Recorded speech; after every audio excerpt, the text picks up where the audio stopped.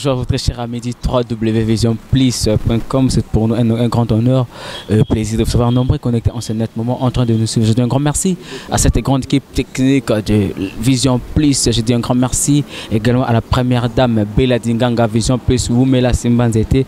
Un grand merci à toi Hiller Clark Nyok. Un grand merci à papa Henri Les Cordons. Et je ne vais pas le dire un grand merci à Claude Ndomba Siko KBC Éducation. Un grand merci aussi à Mami Wetu Motema Mama et Alain Pinzi BCBG. Et nous allons nous faire côté les Phoenix. Nous avons pas les questions de parler d'actualité avec lui. Tout ça un peu analyse à quelques minutes. Le tout en quelques minutes à Outaki, Angola, Afrique du Sud. Et actuellement, Tobé, tu appelles les solo à voyage. Il y a Héritier et puis il y a fallu pour pas faire plutôt Ken Pianayo. Bonjour Ken. Bonjour Jafar. Bonjour Manderoto à Monte. Donc il vient à Passer un ilolo mutuka mbongo na pese bonjour Matou Idol. Il y a Deborah Bofando. Donc il n'a pese bambo théâtre. Donc il va tout ba Hollanda biso. Na bi que champagne overdose moi soza mbongo ebele pe azolanda biso quand même. Yo yebika. Vous en êtes sengo qui a bon non voyage. Voyage le gars pepele, je pense que bato ba Hollanda biso ba mon différence à santé. Bah mon que mutu donc il va santé c'est que va chez l'équipe pepele santé malade pesa à Ken Piana qui va santé beri santé malade ezala pas na yo mutu fandi ba microbe belé ngunge belé ngana oti place malili ngunge azala raté nzinzi azate wa peso typhoïde donc yonde mutu faut ba soigner yo ba tia na ba machine donc okay, voilà qu'il peut mettre un solo à voyage parce que quand on est journaliste, tant on voyage, un artiste et ça répond à ça la musala ba compte rendu. Une fois que vous avez en Angola, tout mettre un solo en Angola parce que tu voyages na hérité watanabe. Ken Piana osali nini par rapport à musala na yo. Musala selfie. Musala na sala ki batutu bazo féliciter Ken Piana, ba mona Ken Piana aza le seul journaliste oyo azalaki ko publier na no ba image mutalboso. D'après mon information, héritier Watanabe, Yangola ezalaki mingi na fimbu. Pour nga sala na Angola 5 jours na 5 jours na 5 jours. Baya ya basantaki boulot ndenge tambolaki. En plus na sepela na voyage na parce que na kati ya podium wana ya héritier Watanabe. Public hier mo rezobe la Ken Piana meto zala ba journaliste belé. Ba Juvenal, ba Dams, Karine écoute zo ke ndeko filmer tina public wana ba mona mais mutabe la ya zate. Oso comprendre Juvenal kuta bini pena bini a forcer pour ba belele ate ba reconnaître mais mutazo reconnaître ete. Ba Dams ba cameraman. Koza la cameraman ezana ngope mabete biso tout filmaki. Musala ki journaliste il faut mélanger ngo mo il faut comme appeler cameraman. Donc côté ana kuteza nango gravité master nga Dams Luzolo soki moko azo filmer zala na ndenge pe mabete eza na ndenge ka ya boulot. Donc il faut ba chéri chobino wana kaka ba selfie na ba chéri show Ken Piana okokina Angola to kimi ka Afrique du Sud. Kasi pa na zena ba visa beleti. Yo kanso kende pe Afrique du Sud ngo sango za na visa kindango ndeni. Po ba visa zala ki ebele na passeport yango ezotambusa ngati.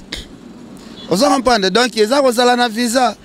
Ok, voilà qu'il y a un peu de solo à Fali Poupa parce que Lelo Otoza déjà mercredi le 21 juin. Or Fali Poupa en principe Fakaz a déjà et n'a pas réparé la cigana orchestre Nemo Bimba. Mais jusque là mouvement Moko social m'a pas impression par rapport à notre situation. Il fallait que Abetana nous les lobby ça nous les lobby jeudi, je pense que ba musicien aussi ba visa oh bazanga ki lelo peut-être bakozo pe ba visa na bango lelo dans lobby déjà ndou les kozala pondu les ala na ngoka soir boss ata ba musicien ngo bazui soir de ba musicien musu bazana awa concert à 20h kasi concert à 20h tozana 8h du temps du volt 8h ya vol au voyage mbalamo au concert ba vol ngo pe ba Air France kendara beaucoup plus et longora beaucoup plus ba 20h donc il lobby ba 6h du matin ba koza déjà à Paris. Pour na yo Ken Piana bandi musala o kala en tant que chroniqueur musical na lire o musique na biso ba combattre comme même la musique na biso o quelque part au moins te que non na musala na biso pe zo be ba Ken. Ouais ba combattre pena ba zo be bisa musala tozo comprendre sens ya ba combattre le sauté côté la musique tu éviter ba musicien ba sala bango nini tu éviter est-ce que musicien a faire avancer mboko peine avancer musicien n'a rien à voir avec évolution mboka musicien tende a kotongela biso ba TGV musicien tende a kosala biso ba autoroute batika ba musicien calme quoi ba musicien batika bango pena calme biso pe génération na biso to na besoin to voyager pena ba artiste musicien wana n'importe qui ba vie na biso zakari ba baso ba Serge Kaembe ba problème kendi bazala ki libre bazo voyager na ba musicien to zala benga bango bangulu batika biso pe n'importe qui na biso pe to benga mata bangulu ango neti ndeki pena bi mangulu pa héritier watanabe c'est normal les gens pe mabete bongo soki kingulu ango na ezana ba avantage na kati na ndima na benga matangulu mais avantage wana nde nazoluka ken pena lelo oyo parce que ce que ça qui peut hériter beta ki liboso to ngoto ke non concert hérité ngaza yati porte ngaza sam ouverture ba musique ya ba mission na biso na poto de même peu na fali popa lelo kwa ya beta liboso so fali abeti c'est que tongo ben to ben ouverture ya musique na kuna partie à étranger ce que neti fali abeti c'est que concert ya wata pe eza déjà annulé wana selon yo na habité ceux qui osana be tension ya kobebisa ba concert ango nezaka analyse to ça par rapport à ba analyse auto ça les que ba combattre baza divisé ba o baza pona ndule ba koyandule ba ba boy ndule ba kofanda na ba parler na bango poza pe na ba ya ebele pe mitu ebeba nango na ba maliliti donc ba lingi ndule ba yandule o pe boy ndule fanda na chambre na yo pour France ango pe zamboka pe ba congolais te bokoma wao eza pe mboka na biso te botika mutu na mutaza libre en plus il fallait même yo congolo était fallait ça déjà star international bato Benin bakoya ba Nigérien bakoya ba Camerounais bakoya ba Sénégalais bakoya donc ça les retourne dans nango kaka donc batika la fallait moi liberté nae vraiment ezata nae batika ça la ta nae ezala te que un jour ba fallait ngo basili boye bisa bango siko boyo beta non botika air bazo renier ba renier pe ba l'accepter ba talango partout. Ok, voilà Ken Piana, tout ça les 21 juin, parce que tout en tout cas tourne tout autour, il y a date le 22 juin et le 2 juillet. Et je pense que vous avez vous avez quand même informé parce que vous avez s'y connecté à Internet. Et il paraîtrait que non, d'après Kande Balubaki, Weranson à Kimaki par rapport à mon Ramour Bimaki Wana, mais Babanderol et Mati d'ailleurs que non, Weranson lobby les 22 pour la préparation, il y a sorti il y a 7 jours de la semaine. Na minute yokutu to ça l'émission batindel nga photo ya Weranson leader le plus populaire dans Chicago amati déjà avion kutu destination Kinshasa siko na yo na bato bo circuler ba rumeur ke Wera koyate Wera yo kisibino siko soni po Wera za déjà na avion azo ya Kinshasa mbala moko oye bongo akomate siko kokomate za liwati avion zo ya déjà ka kini kokomate c'est que avion ngo bombardé ce qui est bombardé na ba pilote tout va commater mais comme les oya Kinshasa Wera koma. Ok, voilà Ken Piana et lelo oyo mena musa okanda lo baki yango tout à l'heure so otal à lire oyo wenge comme kenango pona yo est-ce que wenge eza sous na vie moulay wana za ba question moko piège to bi ke ba musicien ba keke na bango mais total la surprise vient na biso de la forêt par exemple ta ba surprise to éviter surprise ni na sala biso et là côté zala ne bandeleza pe na suka nango soki pe komi na suka komi na suka soki pe succès pe rozala eza makambo nzambe o biso to boule yango nzamba boule te na la samba le seul musicien oyo azaya kulakisa te zaika miel de son donc oh nyonso batika liwana bisayo Ken Piana za ki pito pale kandi ba Ken Piana pito pale ozoma te que musique na biso ba viona ba comme ba référence soki bazate quelque part to comme tirer référence wa ba ve ba ozala kaka mabeli wa kaka mabeli wa yebsanga moyenye musique maison mère ici landeni ba sala déjà ba œuvre ya danger de la forêt par olongwa kina ko betaka na ba musicien sikana ba tu ba viva ki buisa mpipa ba viva banzomba ba solo la bien. Donc, il y a un répertoire Yamoulaï. Yamoulaï, pourquoi aider à Missassi la raté? Abimis album Kala, merci la raté pour Annie. Pour Azana Banzembo, Azana Baprenti Yamakasi. Donc, Moutoua m'a imaginé que Wera un jour à Rossila. Pour Nanga Pena Wera Rotika Rossila Tepo, Banzembo Naïsa déjà gravé dans la mémoire Yabat. Donc, ça passe Ok, voilà, c'était là pour vous, les internautes, qui n'a plutôt pas la question de parler d'actualité.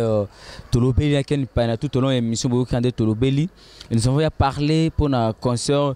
Il y a Fally Ipupa du Cap au Fakebe Tama lobby déjà le 22 juin à La Cigale à Paris. Et concert, ils ont pratiquement annulé. Et tout ce qu'on a déjà, les musiciens Fally à Kinshasa, c'était vers 12h, 13h, heure de Kinshasa. Et sur 20 visas, il faut que 9 visas. Dites-moi, 9 visas par rapport à concert. Ils ont choqué, ils ont playback. Les concerts, il fallait représenter orchestre Mobimba, quand il y a un groupe d'accompagnement Mobimba. Mais c'est fait que quand on tenait des combattants, on peut m'appeler Moussala quelque part. Moussala, ceux qui musiciens, Moussala, et bisopé côté chronique musicale, Toko est un peu handicapé parce que sans musique, Toko crée une bisopé actualité, Moussou tout le blâme, mais musique et ça on a pour comme un divertissement. Bobo ya ba musicien ba beta na poto ba beta partout consort. Mais na ba mi tout kanabino. Bo karaba on a ba ndaku na bino. Bo karaba on a ba fête na bino bo sala avoir même plus. Bobenga kata musu musicien moko e abeti pour anniversaire, abeti pour na musu collation, abeti pour na musu bac ya moi na bino. Mais dites-moi, pour ani ko vivre na hypocrisie boy. Pour na nini ko vivre na hypocrisie, bo tika ba miso ozana posa bo kita po bongisa.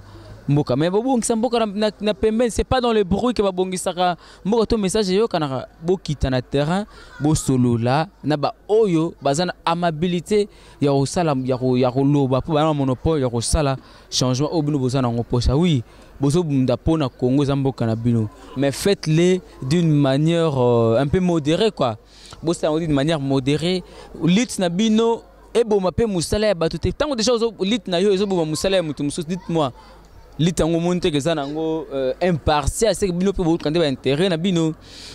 Voilà concert ya Fally et ça déjà annulé parce que jusqu'alors baza awaka kana Kinshasa, on ne sait pas et ce que les candidats nini.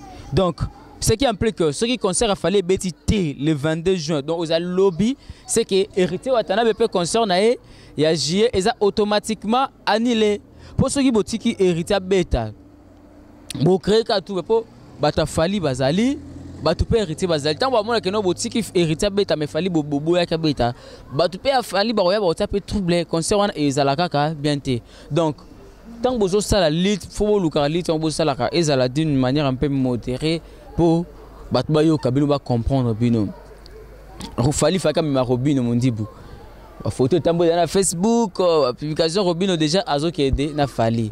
Mais bon voyons voir que quelque part oui rançon nungu mais l'oblaza qui na mon amboka Pierre Roger il nous a confirmé bolanda kaka nakati ya Vision Plus babi chaîne to site aux en actualité au temps réel qui t'a na source parce que nga je ferme écoute na linga ka blabla bité na linga raté ba les on dit na linga ba spéculation te ya on a qui t'a penza na terrain pour na osaka musa pour na sepesa bongo la patronne Bella Dinganga Milan Wumela Simbanzete et surtout na bato bolinga ka je ferme écoute les Phoenix bo s'abonner massivement na Vision Plus pour no bika ndenge nga na signaka et ça ka grand bien. Un grand merci na Claude Ndombasi babi ko kabeza éducation et également un grand merci na mami wetu ya ba mami babi motema bo mamande et osala ke ngana yo et to sola kitoko lobi na Bella Dinganga mami wetu na Claude Ndombasi basola kitoko. Moussa Bomona, bosinga merci na réalisation à Hiller Clark Nyoka Brandao et yinde mtazawa na pour la réalisation et quand tu lobi bisuna bino to luka eloko moko eloko ngweza nini rambo tambola bien oui ba jeune pe le lopé et ba émerger na ba domaine nyonso o bazali et émergence on est ça les matins ou kimiza na kati ya mboka tant bino pe diaspora boki likambo bokiti boye bo sololi et bon nde batonga kamboka na kati ya bruit en tout cas les messages ne passent pas oazo ganga quand vous chevauchez oazo ganga oazo il y a pas le message qui sort. Le message sort quand il y a le calme, dans le silence des messages et bimaka. Et quand moi je ferme mes côtés, je vous dis merci pour l'attention au Preta Kinga, pour la Kolanda Vision Plus et surtout abonnez-vous massivement, Bozala, jamais d'ici. D'ici là, portez-vous très bien. Je vous prends rendez-vous toujours dans ce même site, même chaîne, Claps.